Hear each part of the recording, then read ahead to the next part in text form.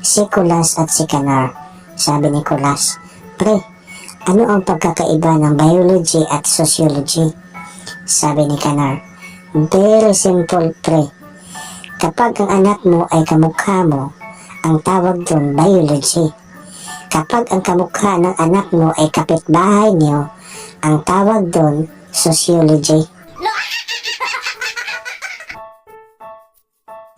Sa loob ng klase, sabi ng teacher, "Miggy, 2 plus 4. Sabi ni Miggy, 6, ma'am. Sabi ng teacher, "Very good." O Intoy, 4 plus 2. Sabi ni Intoy, 9 po, ma'am. Sabi ng teacher, "Mali. Bakit 9 ang sagot mo?" Sabi ni Intoy, "Ma'am, ano akala niyo sa akin, hindi nag-iisip?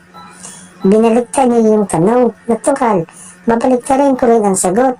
Ano ba ang baliktad ng 6? Di ba 9? Wais to, ma'am."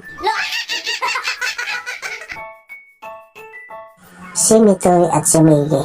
Sabi ni Mitoy, "Pre, nasaksak ako. Hindi humihinto ang pagdurugo, baka mamatay ako."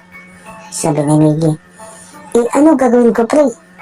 Sabi ni Mitoy, "Pre, please call me a doctor. Call me a doctor. Please lang, pre." Sabi ni Miggy, "Sige, pre. Mitoy, you're a doctor.